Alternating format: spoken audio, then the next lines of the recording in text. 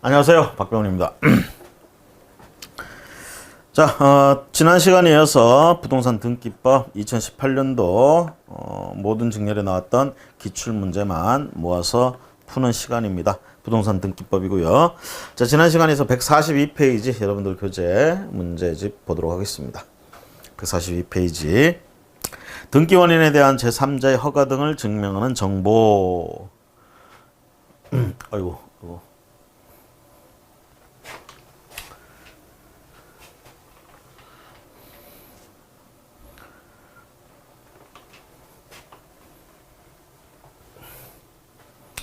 다시 끊고 합니다. 안녕하세요, 박병훈입니다. 자, 지난 시간에 이어서 부동산 등기법 2018년도 모든 증렬에 나왔던 기출문제 정리하는 시간 142페이지 보도록 하겠습니다. 여러분들 교재요. 자, 3번 등기원인에 대한 제3자의 허가 등을 증명하는 정보에서 나오는데, 자, 이 관련된 이런 정보들이 뭐가 있느냐 이렇게 얘기를 하죠. 우리가 농취증이라고 이제 농지취득자격증명원 같은 것들, 농취증. 그 다음에 이제 토지거래 허가구역 같은 경우 토지거래 허가. 그 다음에 그 외에 이제 보면 우리가 학교법인 같은 것들 있죠. 학원, 재단들, 학교법인. 자, 이런 데는 이제 뭐 그 학교 건물이라든가 토지 뭐 이런 것들 또는 그 재단의 재산들 이런 것들이 이제 기본 재산으로서 그 법인의 어떤 생명과도 같은 기초재산 이런 것들이 있어요. 이런 것들이 이제 함부로 처분하거나 그러면 안 되겠죠. 그렇게 되면 법인의 존립 위기가 존재 이유가 없어지거나 이럴 수도 있기 때문에, 자, 이런 경우에 이제 그런 것들을 주무관청에서 이제 승인을 해주거나 뭐 이럴 수 있어요. 그래서 관할청에 허가서 이런 거 필요할 수도 있고요. 이게 학교법인만 그런 게 아니고 이제 전통사찰이라든가 우리가 향교재단 법인 이런 부동산들 이런 게 이제 각각 해서 주무관청 또는 지자체장들이 어떤 허가랑 이런 것들이 있어야 되는 경우들이 있습니다. 특히 또 이제 외국인 같은 경우 우리나라에서 토지를 취득할 때 보통 이제 외국인 토지법에 의할 것 같으면 이제 취득을 할 때 신고를 하는 게 이제 기본적인 거고요. 예외적으로 이제 허가를 받아야 되는 경우들도 있죠. 허가. 예를 들면 뭐 국방상 기밀에 해야 될 거, 문화재, 뭐 이런 야생, 자연, 보지역 이런 데 이제 토지나 이런 것들 취득할 때 이제 허가 받아야 되는 경우. 그럴 때 이제 허가청으로부터의 허가서 이런 것들이 등기원인에 대한 제3자의 허가 등을 증명하는 그런 정보가 되겠다라는 얘기입니다. 물론 재단법인 같은 경우 이제 재단법인 같은 경우 그 기본 재산 이런 것들 주무관청으로부터 허가서가 있어야 이제 처분하거나 그럴 수 있을 때 그 허가서 같은 것들, 요게 이제 여기서 말하는 제3자의 허가 등을 증명하는 정보. 자, 그거에 관련된 문제다 이렇게 보시면 되겠고요. 자, 1번 등기원인에 대한 제3자의 허가, 동의 또는 승낙을 증명하는 정보에 관한 다음 설명 중 가장 옳지 않은 것은. 사무관 시험에 2018년도 사무관 시험에 나왔던 겁니다. 자, 3번 보시면 학교법인이 공유자 중 1인인 부동산에 관하여, 학교법인이 공유자 중 1인인 부동산에 관하여 공유물 분할을 원인으로 하는 공유 지분 이전 등기를 신청하는 경우에 관할청의 허가를 증명하는 서면을 첨부해야 하지만 학교법인이 공유물 분할에 의하여 종전의 공유 지분보다 더 많이 취득하는 경우에는 관할청의 허가가 필요가 없다. 자, 우리가 뭐 토지를 가지고 예를 한번 들어보면요. X라는 부동산이 있는데 갑이라는 자와 A라는 자가 공유를 하고 있어요. 갑은 그냥 일반이다 치면 A가 학교법인이야, 법인. 학교법인. 여기 이제 지분을 예를 들면 2분의 1, 얘도 2분의 1 이렇게 가지고 있어요. 공유 관계입니다, 둘이. 자, 이런 상황에서 이제 공유물 분할을 원인으로 해서 공유 지분 이전 등기 요걸 신청한다. 그러면 결국은 요 지분 이전 등기 요거 분할 통한 요건 뭐예요? 재산 처분하는 거나 이런 문제가 되겠죠. 자, 이렇게 되면 관할청의 허가 이런 게 필요하다. 재산 처분이나 이런 것들이 관할청의 허가가 필요한데, 지금 끝에 부분에서 하는 얘기는 뭐냐면 분할을 할 때 어떻게 했냐면 요렇게 해가지고 여기가 A, 여기 갑 이런 식으로 했다. 원래 지분보다 더 많이 취득하게 되는데 굳이 이렇게 했으니까 관할청의 허가서 필요 없는 거 아니냐 이렇게 얘기하는데, 이때도 필요하다라는 얘기입니다. 이때도 필요하다. 늘어났다 하더라도 필요하다라는 얘기예요. 허가서. 그렇게 할 수 있도록 허가해 주는 게 필요하다. 자, 그 다음 문제. 자, 이제 그런 증명하는 정보 중에 농취증에 대해서 이제 하나하나 또 이제 보면 농취증, 농지취득 자격증명 봅니다. 부동산 등기 신청 시 농지취득 자격증명하는 다음 설명 중 가장 옳은 것은 이제 저 농지취득 자격증명서라는 게 그거죠. 농업인 같은 경우는 농지를 취득하는데 제한이 없습니다. 근데 농업인이 아닌 자들, 보통 이제 도시에 살고 뭐 이런 사람들, 우리 같은 사람들이 이제 농업인이 아니죠. 그럴 때는 농지를 취득하려면 농지는요, 농사를 지을 사람한테 배분하고자 하는 게 국가의 어떤 취지예요. 그러다 보니까 이렇게 농사를 짓지 않는 사람이, 나 같은 사람, 저 같은 사람이 농지를 취득한다. 그럼 이 농지를 농사 짓는데 안 쓰고 다른 용도로 쓸 확률이 높겠죠. 그렇게 되면 전 국토에 농지가 줄어들거나 이런 문제가 생길 수도 있습니다. 그래서 농지 취득 자격 증명 제도를 두게 되는 거예요. 그래서 농지를 보유하려면 저 같은 사람들은 전 농지 취득 자격 증명서를 발급받아야 됩니다. 저걸 이제 발급받으려면 그거죠. 이 농지를 내가 취득을 해가지고 앞으로 농업 경영을 어떻게 할까, 농업 경영 계획서 요딴 거 이제 제출해가지고 그걸 이제 승인받는 겁니다. 그래서 그 증명서 이렇게 발급 나온다 이렇게 보시면 되겠고요. 자, 가장 옳지 않은 것, 옳은 것은 해서 묻고 있어요. 가장 옳은 것. 자, 5번이 뒤에 보면 옳으니까 1번부터 한번 보겠습니다. 1번부터 4번까지 다 옳지 않아요. 종중이 농지에 대하여 명의신탁 해지를 원인으로 한 소유권 이전 등기 청구 소송에서 승소 판결을 받았다면 종중 명의로 소유권 이전 등기를 신청할 수 있다. 자, 여기서 종중 명의로 소유권 이전 등기를 신청할 수 있느냐? 승소 판결을 받았다. 종중 농지에 대해서 명의신탁 해지를 원인으로. 그래서 종중 명의로 소유권 이전 등기를 신청하는데 요 승소 판결문만 가지고 하면 되느냐 이 얘기죠.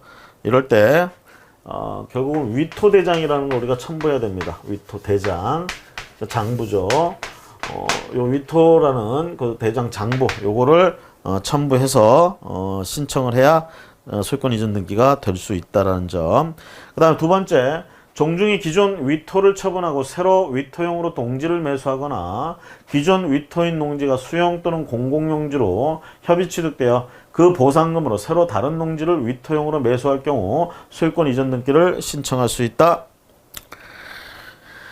자, 이럴 때 소유권 이전 등기 신청할 수 없다 이렇게 얘기를 하고요. 3번 같은 경우에 법인 아닌 사단은 농지에 대한 소유권 이전 청구권 보존을 위한 가등기를 할 수 없다. 우리 법인 아닌 사단도요. 어떻게 해요? 법인 아닌 사단도 일정한 요건을 갖추면 어떻게 대표자나 관리자 이렇게 두면 등기 신청 같은 거 다 할 수 있다 했잖아요. 부동산 등기형 등록번호 부여받아가지고 가등기도 마찬가지예요. 미래의 권리, 청구권을 보존하기 위한 가등기 얼마든지 할 수 있다는 얘기입니다. 그래서 없다 그래서 틀렸고요. 4번에 농지에 관하여 증여계약을 해지하는 약정을 원인으로 하여 소유권 이전 등기에 말소 등기 신청을 하는 경우에는 농지 취득 자격증명을 첨부해야 된다.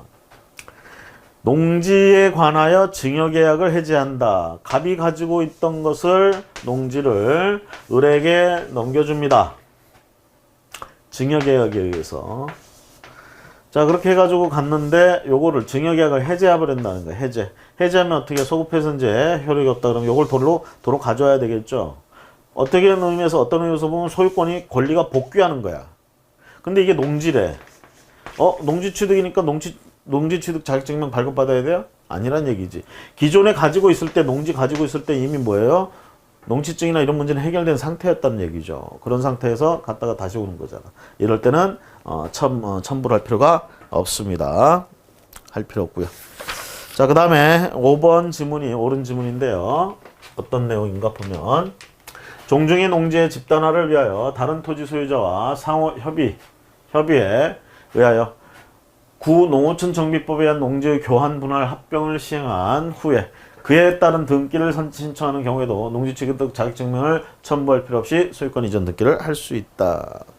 어차피 저거 이제 농지를 농사로서 농사하는데 계속 쓴다 뭐 이런 의미로 볼 수도 있다는 얘기고요. 그래서 5번 지문이 맞는 지문이 되겠고 그 다음 문제 보시면 농지 취득 자격증명에 관계된 문제. 농지에 대한 등기 신청에 관한 다음 설명 중 가장 옳지 않은 것은 4번. 농지에 대하여 소유권 보존 등기를 신청할 때도 원칙적으로 농지 취득 자격증명을 첨부 정보로서 제공하여야 한다. 우리가 보존 등기를 신청하는 경우에는 제공할 필요가 없다 이렇게 얘기합니다. 여러분들 해설 한번 보세요. 저 4번에 가보시면 해설 X표 돼 있고요. 그 농취증이 필요한 이런 경우들은 대개 소유권 이전 등기를 의미한다 이렇게 보시면 되겠고, 그 종중 농지에 대하여 해서 나오고 있죠. 세 번째 줄 한 줄 더 밑에 내려가면 지목이 농지인 토지의 등기부가 멸실되었으나 종중이 등기부상의 소유자로서 멸실회복 등기 기간 내에 회복 등기를 신청하지 못하고 나중에 필요 서면을 첨부하여 소유권 보존 등기를 신청하는 경우에는 농취증을 첨부할 필요가 없다. 자, 지목이 농지인 토지의 등기부가 멸실됐대요. 그러면 이제 우리가 등기부를 복원시켜야 되겠죠. 그래서 멸실 회복 등기 요거를 옛날에 이제 합니다. 그래서 그 회복 등기 기간 내에 종중이 등기 명의자 소유자로서 신청을 했어야 되는데 그때 못했다라는 얘기야. 그러니까 종중이 원래 농지라는 걸 가지고 있었다는 얘기고 종중으로서 가지고 있었고요. 그때 이제 농취증이 필요 없는 상황이었죠. 자, 이런 상태에서 지금 등기부가 멸실됐대. 그럼 소유권 잃어버린 겁니까? 등기부 멸실됐다 하더라도 소유권은 우리가 등기에 뭐 효력요건, 존속요건 이런 얘기를 하잖아요. 그래서 등기는 뭐 효력요건이기 때문에 등기부가 없다 하더라도 존속요건이 아니기 때문에 우리가 소유권을 계속 취득하고 있고 가지고 있다 이렇게 볼 수 있겠죠. 그래서 요거를 이제 나중에 가서 이제 소유권 보존 등기라는 형식으로서 올리려고 합니다. 이럴 때 농취증 필요하냐 이 얘기죠. 필요가 없다 이 얘기가 되겠습니다. 필요가 없다. 자, 그 다음에 농지의 취득에 대한 농지 취득 자격 증명에 관한 다음 설명 중 가장 옳지 않은 것은, 자, 9급 시험에서 나왔던 문제가 되겠네요. 가장 옳지 않은 것. 자, 2번에 법인이 도시지역의 주거지역 내의 농지에 대한 소유권 이전 등기를 신청하는 경우에는 농지 취득 자격 증명을 첨부해야 된다. 자, 지금 법인이 이제 농지라는 걸 취득하려고 그러는데 이 농지가 지금 어디에 있냐면 용도지역으로 치면 주거지역이 있어요. 도시지역 안에 주거지역.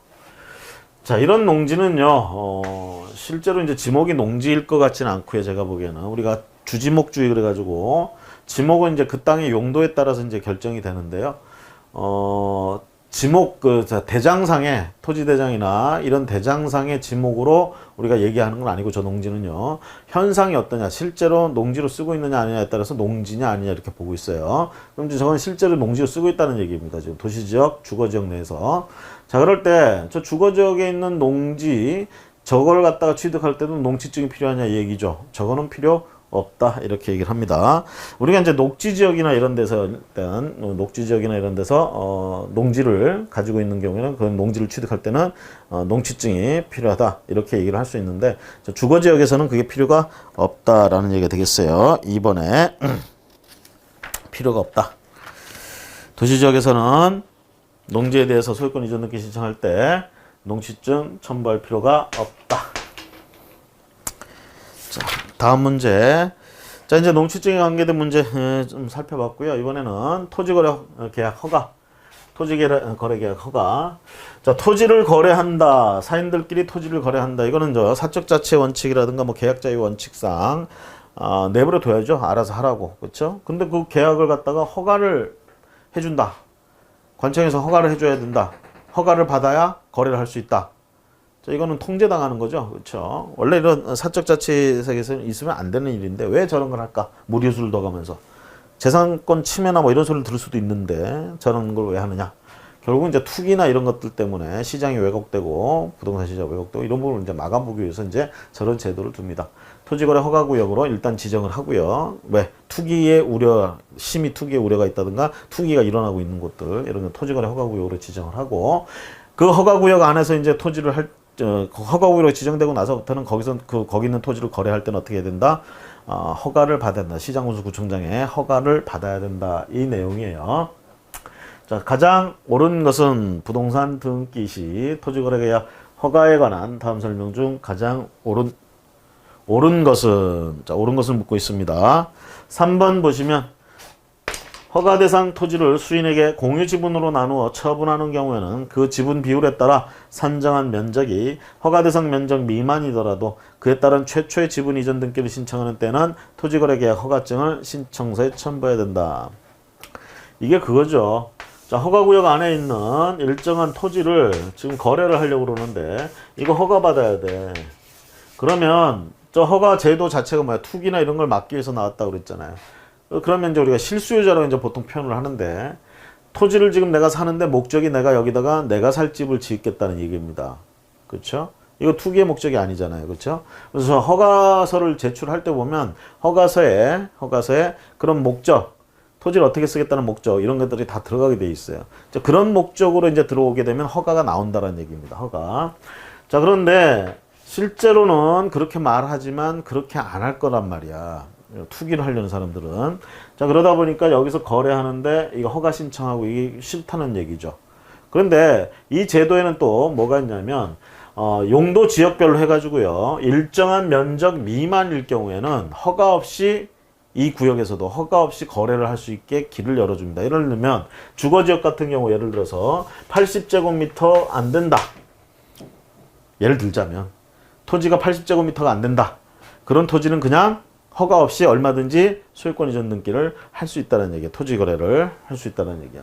그럼 이제 무슨 생각이 들어요? 이게 이제 한 500제곱미터 된다 그러면 예를 들어서 주거지역에서는 160제곱미터가 안 되면 허가를 받을 필요가 없다. 이러면 이게 주거지역에서 지금 500제곱미터야. 무슨 생각 들어요? 이거 쪼개서 팔 생각이 이렇게 들잖아요. 그래서 이 제도에서 이제 뭐라고 하냐면 처음에 허가구역을 지정할 때 500제곱미터였는데 이걸 팔기 위해서 허가를 안 받고 팔기 위해서 이걸 쪼갠다. 그럼 쪼갰을 때 당연히 요거 미만으로 쪼갰겠죠. 그래서 그 쪼개서 팔 땐 그 최초에 팔 때 어떻게 하라고? 허가 신청하라고 이렇게 돼 있어요. 허가 신청. 이건 지분도 마찬가지예요. 공유 지분으로 쪼개가지고 예를 들어서 500제곱미터인데 3명이서 3분의 1씩 가지고 있다 그러면 3분의 1씩 4명이서 4분의 1씩 가지고 있다고 해봅시다. 그럼 125제곱미터씩 가지고 있네. 주거지역에서. 그럼 160제곱미터 미만이네. 그럼 어떻게 해요? 자기 지분을 처분할 때 허가 없이 지분 처분할 수 있겠네. 그럼 이렇게 지분 쪼개기 해가지고 하는 편법이 나올 수도 있겠죠. 그래서 이런 경우에도 어떻게 하느냐? 신청서에 첨부해야 된다. 뭐를? 허가증을 이렇게 얘기를 하는 겁니다. 결론적으로. 그래서 3번이 맞고요. 자, 1번 지문 보시면 토지거래 허가구역으로 지정된 지역의 용도지역이 변경된 경우에는 허가구역 지정 당시에 공고 내용 등의 특별한 규정이 없는 한 허가구역 지정 당시 용도지역을 기준으로 허가대상 면적을 산정한다. 자, 방금 얘기한 것처럼 예를 들면 주거지역이면 160제곱미터 예를 들어서 미만이면 허가를 받지 않아도 된다. 지금 허가구역으로 지정할 때 당시에 이 지역 어떤 지역이 주거지역이었어. 주거지역.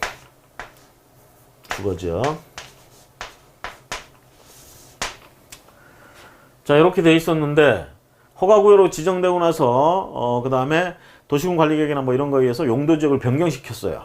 예를 들면 주거지역에서 뭐로 바꿨냐면 뭐 녹지지역으로 바꿨다든가 이렇게 바꿨어요. 그렇게 되면 녹지지역으로 바꾸면서 여기 이렇게 녹지지역이 되면 예를 들면 80제곱미터, 90제곱미터 예를 들어서요. 90제곱미터 미만인 경우에만 허가 신청을 허가를 안 받고 거래를 할 수 있다. 이렇게 된다는 얘기죠. 그러면 지정할 당시 허가구역 지정할 당시는 이거였는데 나중에 이렇게 바뀌었어. 그러면 나는 내가 가지고 있는 토지가 지금 주거지역이었다 녹지지역으로 바뀌었는데 이거 거래할 때 허가를 받아야 되느냐 이 얘기죠. 예를 들면 100제곱미터였어.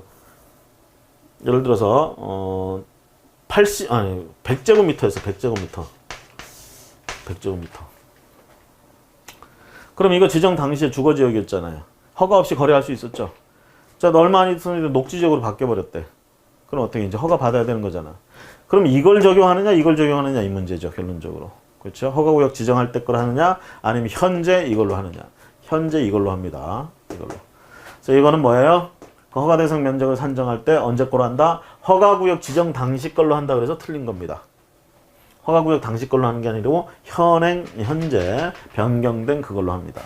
2번에 도시지역 내에 있는 녹지지역의 경우 면적이 100제곱미터를 초과할 경우 허가 대상인데 예를 들어서 녹지지역의 경우 면적이 100제곱미터를 초과할 경우 허가 대상인데 면적이 150제곱미터 갑 토지를 을 토지와 병 토지로 70대 80제곱 분할한 경우 을 토지와 병 토지 중 먼저 거래하는 최초 거래 시에만 거래 계약을 거래 허가를 받아야 하고 그 다음 거래부터는 거래 허가를 받을 필요가 없다.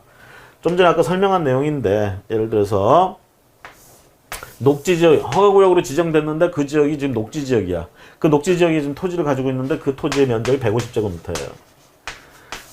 자, 그럼 녹지 지역은 100제곱미터가 넘어가면 허가를 신청해야 돼요. 100제곱미터 미만이면 어떻게 돼요? 100제곱미터가 안 되면 허가를 받을 필요가 없어요. 그래서 어떤 생각이 든다고? 이거는 지금 허가 받아야 되죠. 100제곱미터를 초과하니까 허가 신청해야 되는데 요거 허가 받기 싫으니까 그렇죠? 살살 피해 가려고 어떻게 해요? 요거 쪼개서 판다. 그래서 어떻게 70과 80으로 쪼갰다는 거예요. 70제곱미터가 을토지고 80제곱미터가 갑토지라고 해봅시다. 아니 갑토지가 아니고 처음에 150제곱미터가 갑토지였죠. 그래서 병토지 80은 병이고 그랬을 때 제가 아까 그랬죠. 최초의 거래 시에는 허가 받아야 된다. 초과했던 거를 쪼개가지고 초과가 안 되게 돼서 그냥 거래하면 안 된다는 얘기죠. 최초의 것은 허가를 받아야 된다. 그러면 이제 우리가 법조문에 오해를 하게 돼 있어. 그럼 최초의 거래를 한다 그러면 이놈을 먼저 분필을 한 다음에 이놈을 먼저 판다.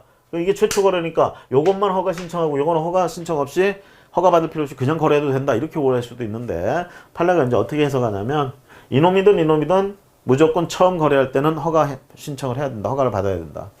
그러니까 무슨 소리야? 이놈을 먼저 판다. 이거 허가 받아야 돼요. 그 다음에 이놈을 판다. 이놈도 허가 받아야 돼. 아시겠죠? 그 다음부터 이게 이제 허가 받고 누군가한테 넘어가겠죠. 예를 들어서 A한테. A가 이제 B한테 판다. 이럴 때는 허가 받을 필요가 없게 되는 거죠. 여기도 마찬가지고요. 그래서 요거는 뭐예요, 지금? 최초 거래에서만 거래 시에만 거래 허가를 받아야 하고 을토지와 갑토지, 병토지 중 먼저 거래하는 이렇게 돼 있죠. 그래서 틀렸어요. 어떤 것이 됐든 간에 최초에 하면 무조건 허가를 신청해야 되고요. 허가 받아야 되고. 3번 질문 옳고요. 그 다음 4번 토지거래 허가구역으로 지정된 토지에 대해 신탁 등기를 한 후에 신탁이 종료함에 따라 신탁재산 귀속을 원인으로 위탁자 외의 수익자나 제3자 명의로 소유권 이전 등기 및 신탁 등기, 말소 등기를 신청하는 경우 신탁재산의 귀속이 대가에 의한 것인 때는 토지거래 계약 허가증을 첨부하지 않는다. 대가에 의해서 한다. 그러면 허가증을 첨부해야 된다라는 얘기고요. 그 다음에 5번에 토지거래 계약 허가증의 매매 예정 금액과 매매 계약서의 매매 금액이 서로 다른 경우에는 별도의 토지거래 계약 허가를 다시 받아야 된다. 이 금액이 다르다고 해서 다시 받을 필요는 없습니다. 변경이나 뭐 이런 것들, 변경 허가나 이런 걸 받으면 되는 거고 다시 토지거래 계약, 별도의 토지거래 계약 허가를 다시 받을 필요는 없다라는 거.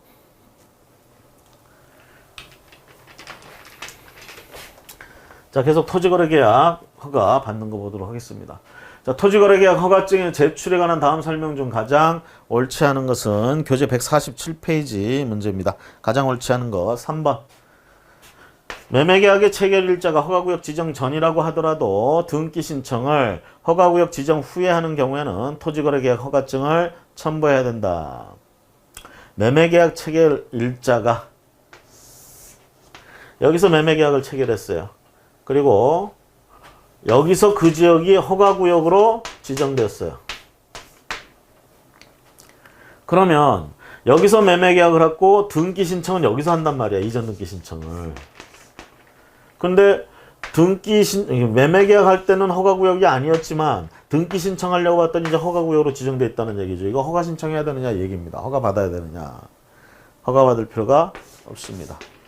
그래서 허가구역으로 지정되기 전에 한 계약에 대해서는 이렇게 와서 이전 등기를 신청한다 하더라도 그냥 우리가 신청할 수 있습니다. 허가증이 필요가 없다라는 거 첨부할 필요가 없다. 3번 지문이 옳지 않은 지문이고요.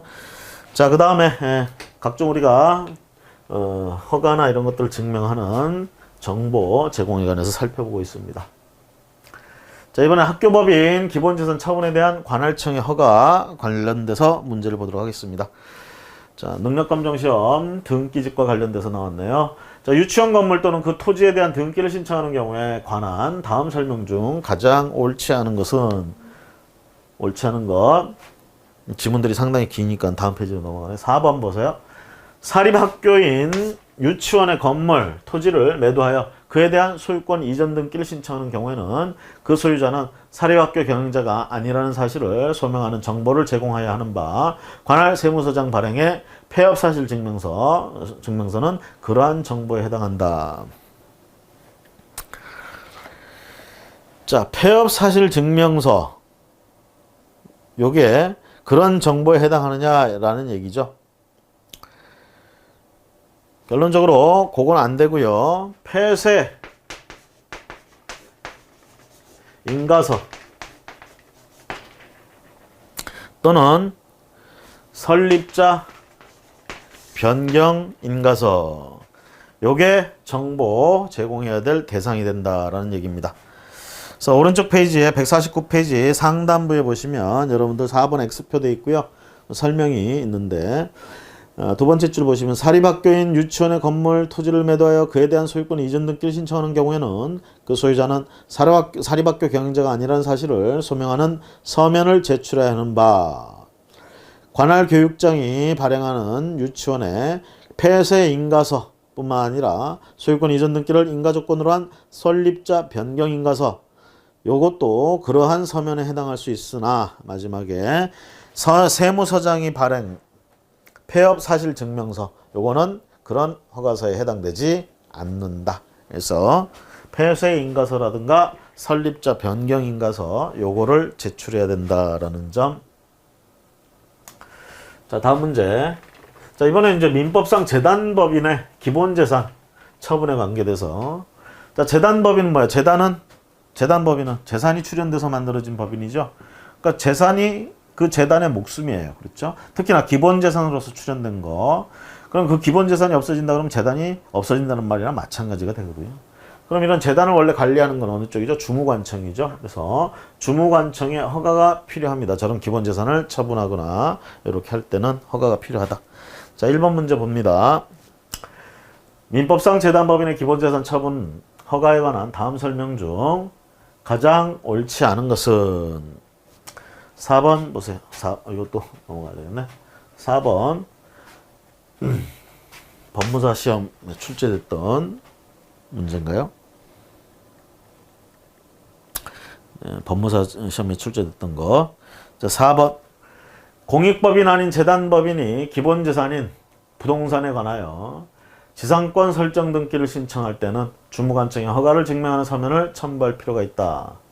공익법인이 아닌 재단법인이라고 했어요. 민법상 말하는 재단법인이나 사단법인은요, 공익을 목적으로 할 필요는 없습니다. 공익을 목적으로 할 필요 없고 비영리 목적이어야 되죠. 자, 어쨌든 여기서 공익법인이 아닌 재단법인이래요.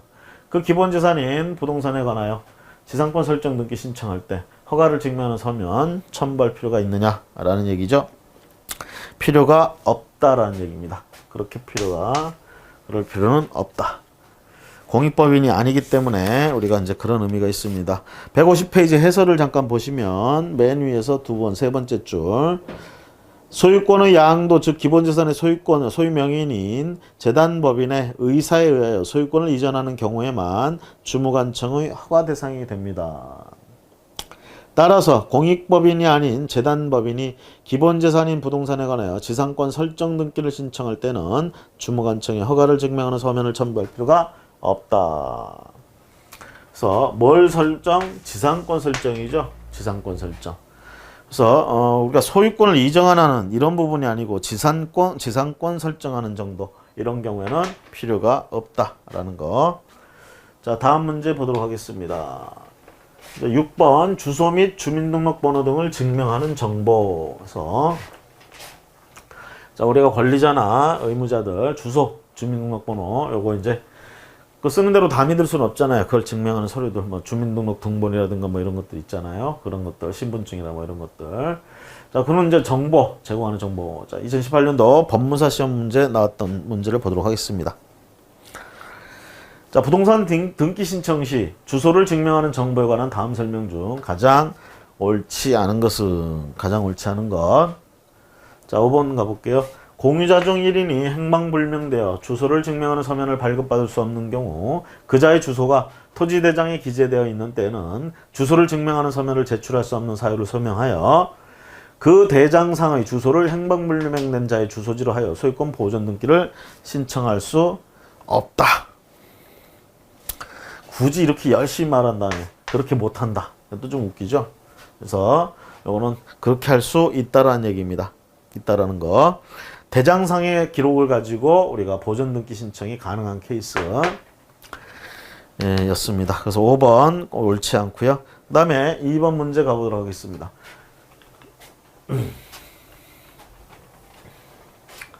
자, 9급에 나왔던 문제. 주소 또는 사무소 소재지를 증명하는 정보에 관한 다음 설명 중 가장 옳지 않은 것은 2번 소유권 이전 등기에 말소 등기를 신청하는 경우 등기 권리자와 등기 의무자의 주소를 증명하는 정보를 제공해야 된다. 사무소 소재지 등 이런 것들을 정보를 제공해야 된다. 말소 등기를 신청할 때 그렇게 하느냐라는 얘기죠. 말소 등기 증명을 정보하는 거 제공할 필요가 없습니다. 제공을 해야 되는 게 아니고 할 필요가 없다라는 거. 자, 다음 넘어가셔서 인감증명서 또는 본인 서명 사실 확인서 또는 전자 본인 서명 확인서의 발급증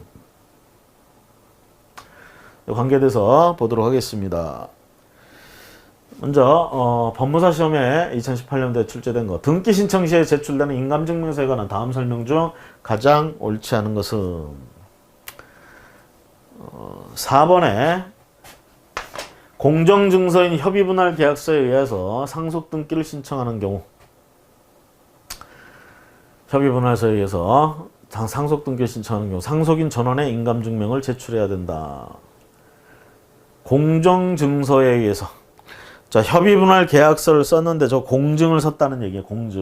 공정증서인 협의분할 계약서.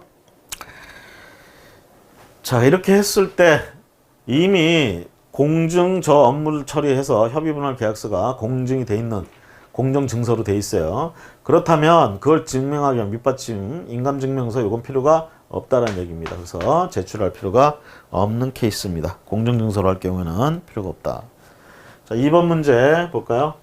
인감증명서의 제출에 관한 다음 설명 중 가장 옳지 않은 것은 인감증명서 제출 가장 옳지 않은 거 사무관 시험에 출제됐던 문제.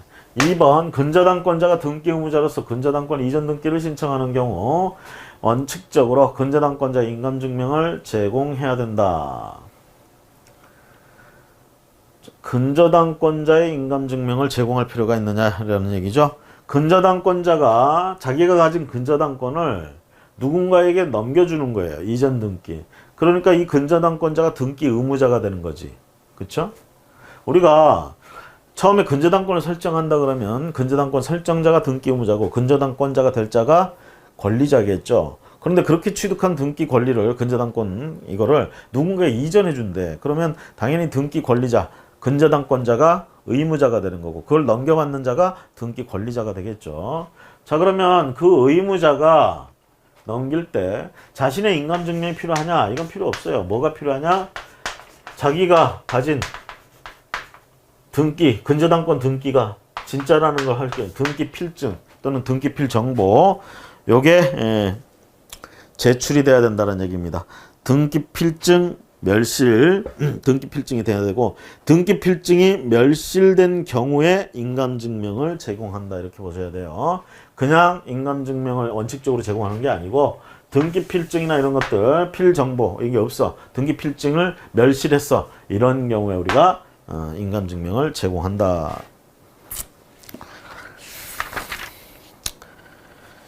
자, 이렇게 해서 등기 우리가 그 신청인이나 이런 것들을 살펴봤고요. 자, 다음 등기 실행 절차에 대해서 이제 보도록 하겠습니다. 4장. 우리가 이제 강론, 총론 나눴을 때 이제 총론편 지금 보고 있고요. 자, 그 중에 제4장 등기 실행 절차.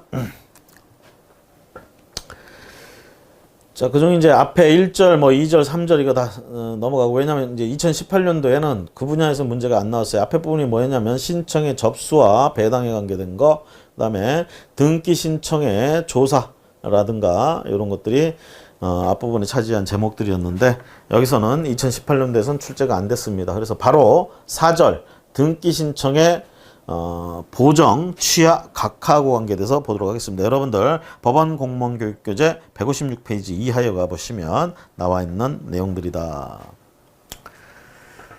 자, 등기 신청했던 거 우리가 서류라든가 이런 게 미비됐던가 내용이 어떤 부분들 하자가 있는 경우 있죠. 그런 거 고칠 수 있는 상황이다 그러면 이런 거 보정명령 이런 게 나오죠. 이제 그건 보정에 관계된 거고. 그다음에 이제 신청을 했다가 스스로 그 신청을 내리는 거 취하한다 그러죠. 우리가 취하에 관계되는 거. 그다음에 형식이나 이런 것들이 안 맞아가지고 등기 신청을 했는데 도저히 보정명령을 해가지고는 해결이 안 될 것 같아. 그럼 어떻게 해요? 물려야겠죠. 각하 이 세 가지를 가지고 보도록 하겠습니다.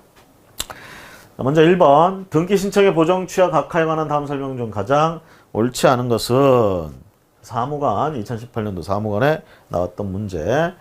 자 4번 볼까요? 4번 밑에까지 보이죠? 4번 각하 결정을 하였더라도 그 결정이 아직 고지되기 전에 보정이 되었다면 각하 결정을 취소하고 신청한 등기를 하여야 한다. 자, 각하 결정은 했는데 아직 고지되기 전이래요. 그런 상황에서 고쳐왔어. 보정돼 버렸다. 그러니까 그 이유 때문에 각하를 결정을 했는데 그 부분이 지금 고쳐져 버린 거야. 중요한 건 그 각하 결정한 걸 아직 고지를 안 했는데 이렇게 고쳐버렸다는 얘기죠. 자, 이렇게 했을 때 일단 내렸던 각하 결정을 취소하고 이 보정돼가지고 들어온 등기 신청 요걸 그대로 등기를 해줘야 되느냐 이 문제죠. 등기 하여야 한다 4번 이렇게 얘기를 하고 있는데 해설에 가보시면 오른쪽 155페이지 등기 신청이 즉일 보정되지 않는 한 각하하여야 하고 이를 고지할 때까지 보정되었다고 하여 이미 내려진 각하 결정을 내리지 않은 것으로 돌릴 수는 없습니다. 일단 각하 결정을 했어. 이거 고쳐졌다고 해서 그 각하 결정했던 거 고지 안 했으니까 그냥 없던 걸로 하자 이럴 수는 없다는 얘기죠. 그래서 일단은 각하가 된다라는 것. 자, 그 다음 문제 보정에 관계돼서 우리가 좀 살펴보도록 하겠습니다. 등기 신청의 보정에 관한 다음 설명 중 가장 옳지 않은 것은 보정. 자, 1번 등기관이 등기 신청에 대하여 보정을 명하는 경우에는 보정할 사항을 구체적으로 적시하고 그 근거 변명이나 예규, 보정기간 등을 적시하여 매 건 조사 완료 후 즉시 서면으로 등기 신청인에게 통지하여야 한다. 이게 서면으로 통지하느냐 이 얘기입니다. 서면으로 통지하는 게 아니고 구두나 모사 전송, 팩스라고 그러죠. 모사 전송 또는 전화 이걸로 통지한다라는 거. 서면이 아니고 구두나 전화, 모사 전송 이걸로 조사 완료 후에 즉시 등기 신청인에게 이렇게 통지한다. 서면 통지가 아니라는 점 조심하시고 우리가 대부분 이제 구청이나 이런 법원에서 뭐 이렇게 일반인들한테 뭐 할 때는 통지나 뭐 이런 거 할 때 서면으로 하는 게 원칙이에요. 그렇죠? 근데 이게 서면이 아니고 구두나 이렇게 한다라는 거. 그래서 조심하시기 바라고요. 자, 그다음에 취하. 취하. 그러니까 신청인이 그걸 스스로 걷어들이는 거다. 이렇게 보시면 되겠습니다. 취하. 문제. 등기소에 출석하여 서면으로 등기를 신청한 경우 취하에 관한 다음 설명 중 가장 옳지 않은 것은 지금 방문 신청했는데 그 등기를 취하하려고 그런다 이 얘기죠. 이럴 때 가장 옳지 않은 것. 자, 법무사 시험에 나왔던 문제인데요. 5번에 등기관은 등기 신청의 취하서가 제출된 때는 등기 신청서에 부착된 접수번호표를 제거하고 그 등기 신청서와 그 부속 서류를 신청인에게 또는 대리인에게 환부하여야 한다. 자, 접수번호표를 제거하고 접수번호표 비었던 거 이걸 제거한다는 얘기인데 그거 제거 안 하고요. 그대로 두고 그 위에 이제 취하라고 이제 쓴다, 기재한다 이 얘기예요. 취하라고 주소.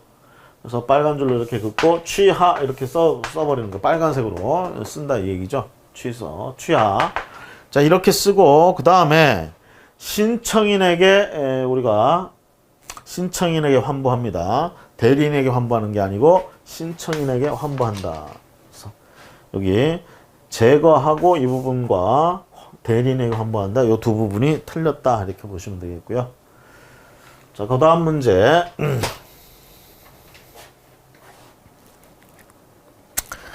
자, 취하 관련돼서 두 번째 문제 봅니다. 등기 신청의 취하에 관한 다음 설명 중 가장 옳지 않은 것은 옳지 않은 것. 4번. 전자신청의 경우에도 그 취하는 서면으로 하여야 하며 전산정보 처리 조직을 이용할 수 없다. 이용하여 할 수 없다.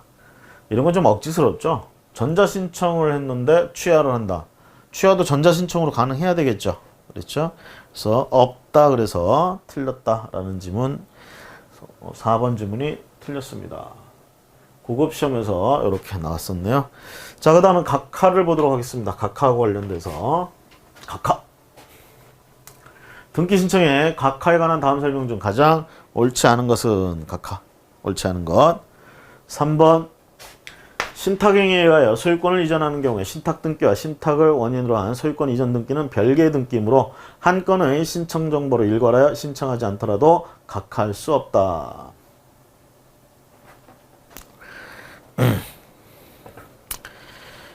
자,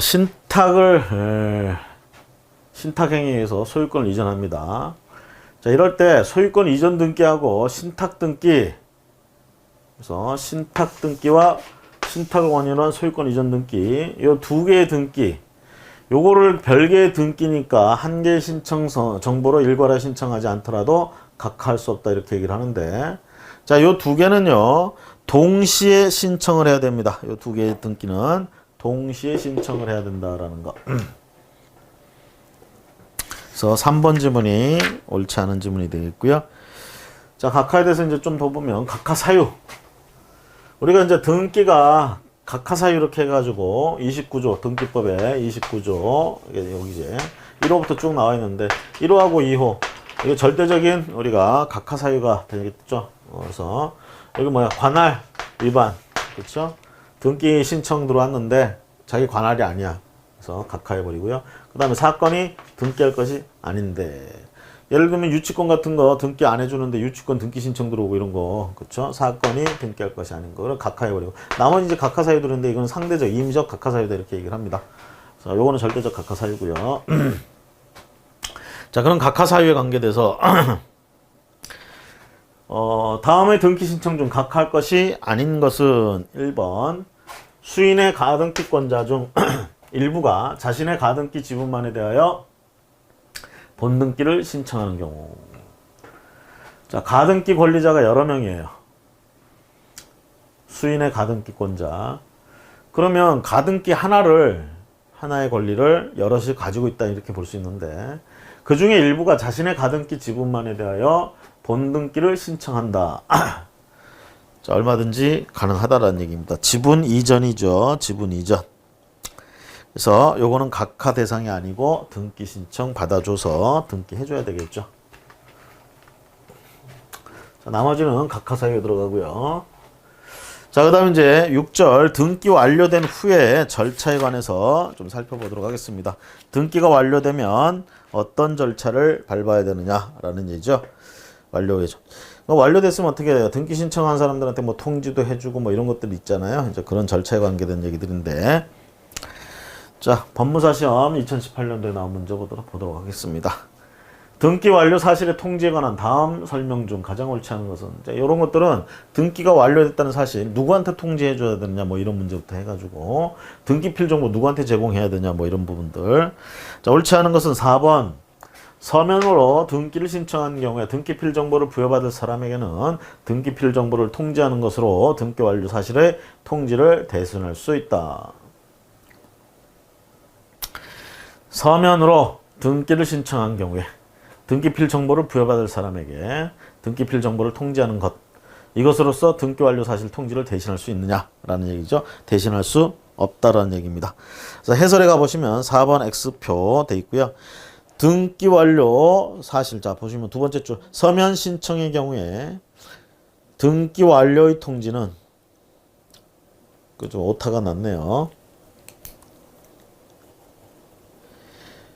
등기필 정보가 함께 기재된 등기필 정보 및 등기 완료 통지서로 하여야 한다.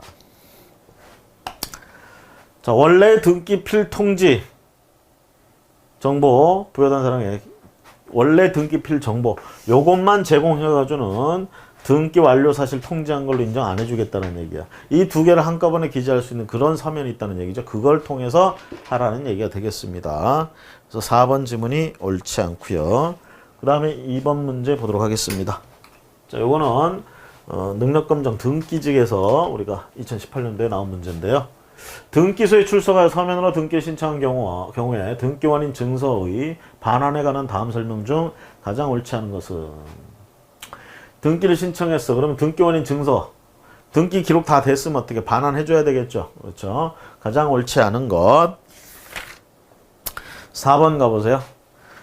등기를 완료한 후에 등기관이 신청인에게 반환해야 할 등기원인 증서는 법률행위의 성립을 증명하는 서면으로 수용에 의한 소유권 이전 등기 신청의 경우에 등기원인 증서로서 첨부하는 협의 성립 확인서 또는 재결서는 별도의 원본 하부에 청구가 없는 한 반환할 필요가 없다. 협의 성립 확인서 또는 재결서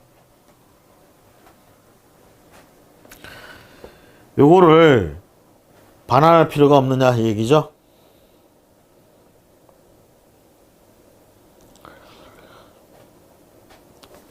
자, 보통 매매 계약을 했을 때는 그 등기원인 서면 등기를 다 하고 나면 반환을 해야 됩니다.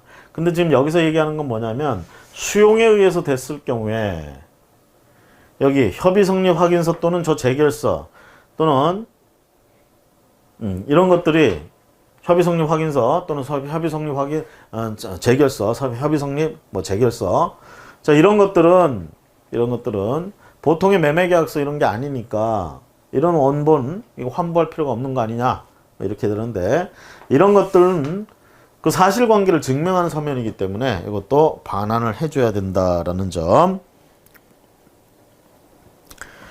자, 그 다음 3번 문제 보도록 하겠습니다. 등기를 마친 후 등기필 정보와 등기 완료의 사실을 함께 통지해야 하는 것은 등기필 정보와 등기 완료 사실 함께 통지해야 되는 경우. 자, 앞에 1번 문제에서 우리가 살펴봤습니다. 원래 이제 따로따로 하지만 등기필 정보와 등기 완료 사실 한꺼번에 통지하는 거. 자, 3번 보세요. 등기필 정보를 분실하여 확인서면에 의해 등기 신청하는 경우에 등기 권리자 이러면 등기필 정보와 등기 완료 사실을 함께 제공.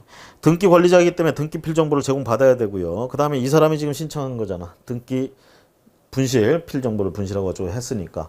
그러니까 그 등기가 다 됐다는 완료 사실도 얘한테 통지를 해줘야 되겠죠. 그래서 함께 통지하는 그런 경우가 되겠습니다. 자, 그 다음 두 번째 등기 완료 사실의 통지. 등기필 정보 얘기하면서 또 등기 완료 사실 통지도 얘기했는데 이것도 따로 항목이 이렇게 존재하네요.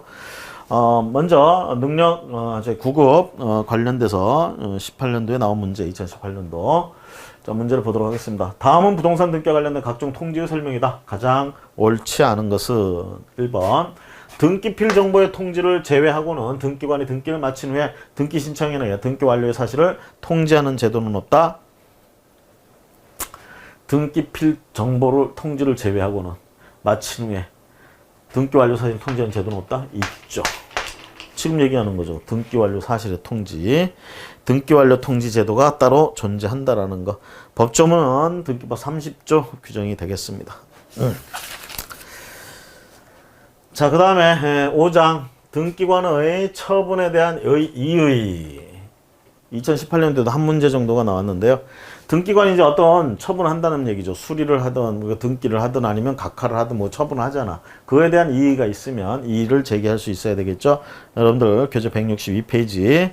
자, 다음은 등기관의 결정 또는 처분에 대한 이의 설명이다. 가장 옳지 않은 것은 자, 2번 이의 신청은 관할 지방법원에 이의 신청서를 제출하는 방법을 한다.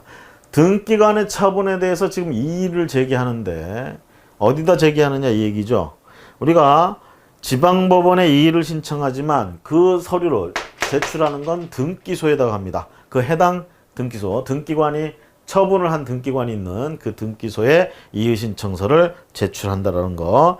그 이의신청에 대해서 이제 궁극적으로 해결하는 게 어디에 뒤에 앉아 있는 법원에서 이제 해결을 해주는데 지방법원에 중요한 건 서류는 어디다 내? 등기소에다 제출한다라는 거 조심하시고요.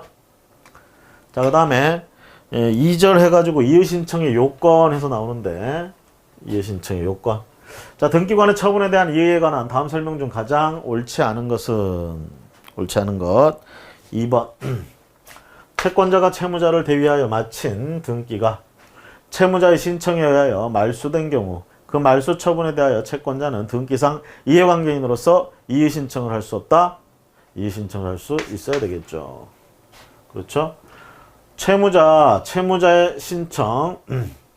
자, 채무자를 대위해서 채권자가 채무자를 대위해서 채무자가 가진 권리를 등기해버렸어요. 아시겠죠? 대위 등기. 자, 이렇게 했더니 채무자가 본인 스스로가 신청을 해가지고 자기 명의로 돼 있는 어떤 권리 그 등기를 말소해버린 거예요. 지금 말소 처분했어요. 그러면 대위 등기돼 있던 그 권리를 지금 말소하는 상황에서 대위 등기 신청했던 채권자는 이해관계인이냐 아니냐 이 얘기죠. 당연히 이해관계인이죠. 그러니까 어떻게 이의신청할 수 있어야겠죠. 이 채무자가 신청해서 말소 등기 신청하는 거, 이 말소 처분하는 거 이거에 대한 이의신청을 할 수 있는 자다. 채권자 없다. 그래서 틀렸습니다. 자, 이렇게 해서요. 우리가 여러분들 교재 162페이지까지 등기관의 처분에 대한 이의 이렇게 살펴봤습니다. 다음 시간에 우리가 2편, 지금까지 이제 총론 살펴봤죠. 그래서 2편 강론 해가지고 쭉 살펴보도록 하겠습니다. 자, 오늘 수고 많으셨습니다.